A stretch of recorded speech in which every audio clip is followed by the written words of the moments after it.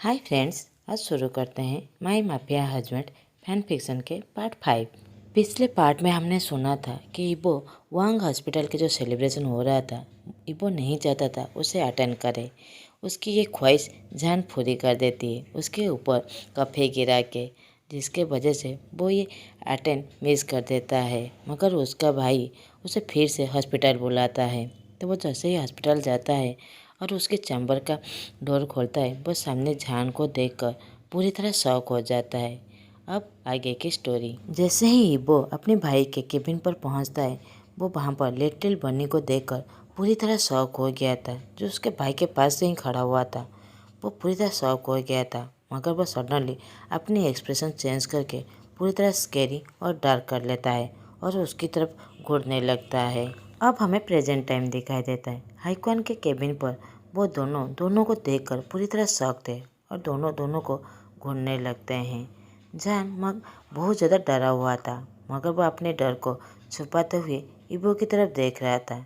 मगर इबो जान को देखकर स्मिक करता है और वो एंजॉय करने लगता है कि लिटिल बनी के आंखों में उसे अच्छी तरह डर दिखाई दे रहा था। मगर वो कैसे एक्ट कर रहा था कि वो बिल्कुल डरा नहीं हुए। हाईक्वान कन्फ्यूज होते हुए कहता है, क्या मतलब है इबो? तुम कहते हो तुम जान को जानते हो, मगर जान कहता है कि वो तुम्हें नहीं जानता। क्या हो रहा है? इबो जो गुस्से से जान की तरफ देख रहा था, वो अपने भाई की तरफ बिना देखे कहता है, भाई ये बात आप मुझे क्यों पूछ रहे हैं? इससे पूछिए, क्या वो मुझे नहीं जानता? जान की तरफ गुस्से से देखते हुए कहता है। तो हाईक्वान शाहजहान की तरफ देखते हुए कहता है, डॉक्टर आप बताइए, क्या आप दोनों एक दूसरे को रियली में जानते हैं? जान हाईक्वान की तरफ देखता है, मगर वो कर्नल इबो की तरफ देख रहा था, जो इबिल से स्माइल कर रहा था। तो जान डरते हुए कहता है, सर वो मैंने जस्ट हॉस्पिटल के हॉल में एक्सीडेंटली उसे मिला था। हाईक्वान कहता है, ओ तो फिर ये बात है। मगर वो जान के आंसर पर पूरी तरह सेटिस्फाई नहीं था। वो अपनी छोटे भाई की तरफ देख रहा था, जो जान को ऐसे देख रहा था जैसे कुछ हुआ है। मगर वो दोनों हाईक्वान के सामने कुछ भी नहीं कहते। तो हाईक्वान हंसते हुए कहता है, तो फिर ये ठीक है, तुम दोनों एक दूसरे को अच्छी तरह जानते हो। इबो अपने भाई की ऐसी बातें सुनकर वो अच्छी तरह समझ गया था कि यहाँ पर कुछ तो होने वाला है। वो अपने भाई की तरफ देखता है, जो अपनी ही दुनिया में खोया हुआ था। दूसरी तरफ जान, जो दोनों वांग से बीच में खड़ा हुआ था, वो बस बीच बीच में इबो की तरफ देख रहा था। हाईक्वान मुस्कुराते हुए कहता है, ठीक है, मैं तुम दोनों को एक दूसरे से इंट्रोड्यूस करता हूँ। डॉक्टर, ये मेरा भाई वांग इबो है, वांग कॉर्पोरेशन का सीईओ है। जैन स्लोली नोट करता है। वो इग्नोर करने की कोशिश कर रहा था कि उसके सामने जो लायन डेंजरस की तरह उसे बस घूर रहा था। और इबो की तरफ देखते हुए कहते हैं, इबो ये है डॉक्टर। इबो हाईक्वान की बातों को काटते हुए कहता है, भाई मैंने आपको कल ही कह दिया था कि आज मुझे कुछ इम्पोर्टेंट मीटिंग है। प्लीज़ मेरे टाइम को ऐसी बातों पर वेस्ट मत कीजिए। मुझे 3 बजे कहाँ पर पहुँचना है? अभी ऑलरेडी 2:30 हो गया है। अब मुझे जाना चाहिए। ये बात इबो बहुत पूरी तरह कोल्ड वॉइस में कह रहा था। जान जो उसकी ऐसी बातें सुनकर बहुत ट्रेवलिंग कर रहा था। इबो जान की ऐसी हालत देखकर वो पूरी तरह एंजॉय कर रहा था। इबो अपने भाई को बो करते हुए वहाँ से जाने ही वाला था कि हाईक्वान ऑर्डर देते हुए कहता है, वेट इबो, ये बहुत ज़्यादा इम्पोर्टेंट है, तुम्हें यहाँ पर रहना पड़ेगा। इबो वहीं पर ही रुक जाता है। वो इस तरह अपने बड़े भाई के ऑर्डर को इसे इग्नोर नहीं कर सकता था। ये बात सच था कि इबो एक ग्रेट माफिया है, मगर हाईक्वान उसका बड़ा भाई है, जो दूसरे माफिया ग्रुप के किंग है। और वो इबो से बहुत ज़्यादा स्ट्रॉन्गर और डेंजरियस है। इबो अपनी जगह पर आ जाता है और जान के साइड में ही खड़ा हो जाता है। वो जान पर बहुत ज़्यादा गुस्सा हो जाता है, क्योंकि वो जान के वजह से ही उस इंसान से मिलने में लेट हो जाता है, जो आज उसे कहने वाला था कि मिस्टर साहू का बेटा कौन है। जैसे ही वो अपनी डैड के किलर के बारे में याद करता है, उसे गुस्से से आग बबूला हो जाता है। इतना ज़्यादा गुस्सा कि वो अभी का अभी जान को मार डालेगा। जान जो पहले से ही डरा हुआ था, वो इबो की तरफ देखता है, जिसके आंखों में ही ये कह रहा था कि मैं अभी के अभी तुम्हें मार डालूंगा। जान डरते हुए रोनी सूरत हो गया था उसका। हाईक्वान इस सिचुएशन को सेंस कर लेता है। उसे पता है कि उसका भाई अब अपने कंट्रोल को खोने वाला है। उसे पता है अगर उसका भाई अब गुस्सा हो गया तो उससे कंट्रोल करना ये इम्पॉसिबल हो जाएगा। तो वो फेक सी कॉप करते हुए अपने भाई की अटेंशन लेता है और कहता है, इबो तुम्हें ऑलरेडी पता है कि तुम्हारी लाइफ पूरी तरह डेंजर है। तो वांग हॉस्पिटल के प्रेसिडेंट ने ऑर्डर दिया है कि 5 बेस्ट डॉक्टर को 5 बिजनेसमैन के लिए चूज की जाए। मैंने ऑलरेडी 4 चूज कर दिए, बस तुम ही बचे थे।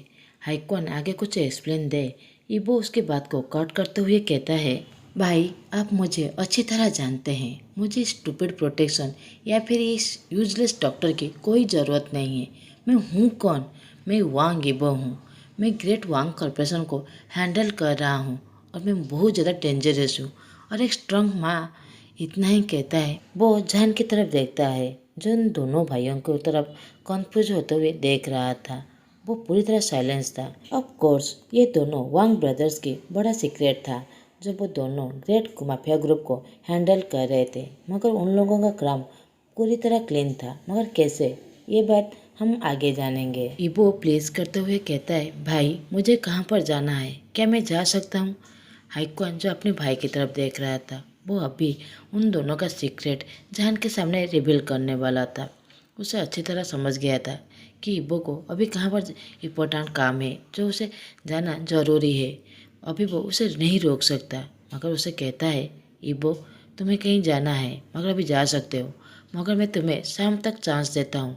तुम अच्छी तरह इस बात में अच्छी तरह सोच लो और मेरे ऑफर को एक्सेप्ट कर लो। इब्बो अपने भाई के सामने बो करता है और जान की तरफ गुस्से से ग्लेयर देते हुए उस केबिन से बाहर की तरफ चला जाता है। हाईक्वान जान की तरफ देखते हुए अपोलॉजी करते हुए कहता है, डॉक्टर साइजान आई एम रियली सॉरी, मैं अपने छोटे भाई के बिहेवियर के वजह से। जान कहता है, ओके सर, वो बहुत बड़ा एक बिजनेसमैन है, अभी उन्हें ढेर सारा काम करना होगा, कुछ इम्पोर्टेंट। और मुस्कुराते हुए कहता है, सर अब मैं जा रहा हूँ। वो हाईकॉन को बो करते हुए उस केबिन से वो भी चला जाता है। अब केबिन के बाहर जान कहता है, वो अपने आप को क्या समझता है, ये रिच पीपल भी ना, उसकी हिम्मत कैसे हुई सारे डॉक्टर को ऐसे यूजलेस कहने की। जब वो बीमार पड़ जाएगा यही यूजलेस डॉक्टर ही उसकी मदद करेंगे। मैंने उसके कुछ भी नहीं कहा क्योंकि वो डॉक्टर वांग से भाई है, नहीं तो मैं उसके मुंह को उस वक्त तोड़ देता। वो गुस्से से बड़बड़ाते हुए वहाँ से कुछ पेपर को पकड़ते हुए जा रहा था। पीछे से हमारा आइस प्रिंस वांगी वो कहता है, ओ रियली। जैसे ही जान ऐसे कोल्ड वॉइस सुनता है तो उसे ऐसा लगता है कि उसके दिल निकल कर उसके हाथ में ही आ गया था। वो धीरे धीरे पीछे मुड़कर उसकी तरफ देखते हुए कहता है, तुम? जान जो पूरी तरह डर गया था वो एक स्टेप पीछे की तरफ ले जाता है। उसे याद आता है कि उसने अभी क्या कहा था कि अभी वो इबो की मुंह तोड़ने वाला है। क्या ये बात वो सुन ली है? ये बात सोचते हुए वो डर गया था। इबो उसकी तरफ एक कदम बढ़ाते हुए कहता है, हाँ मैं। तो जान कंटिन्यूसली पीछे की तरफ जाने लगता है और इबो उसकी तरफ आगे धीरे धीरे बढ़ने लगता है। जान पीछे की तरफ जाकर वो वॉल में पिंच हो जाता है। इबो जो उसकी तरफ आ रहा था वो अपने दोनों हाथों को उसके दोनों साइड में रख लेता है और थोड़ा सा नीचे झुककर उसकी तरफ देखने लगता है। जो उसकी फेस पूरी तरह क्लियर दिखा रहा था। उसके सामने एक ब्यूटीफुल पर्सन खड़ा हुआ है जो बहुत ज़्यादा खूबसूरत है। जान जो सोच रहा था कि वो अभी उसे मारने वाला है, वो पूरी तरह कंफ्यूज था, मगर इबो जो उसकी फेस को देख में इतनी ज़्यादा बिजी हो गया था वो कुछ भी नहीं समझ पा रहा था।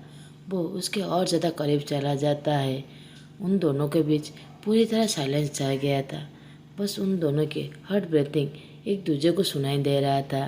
फाइनली इबो मम्बर्स करते हुए कहता है, ब्यूटीफुल।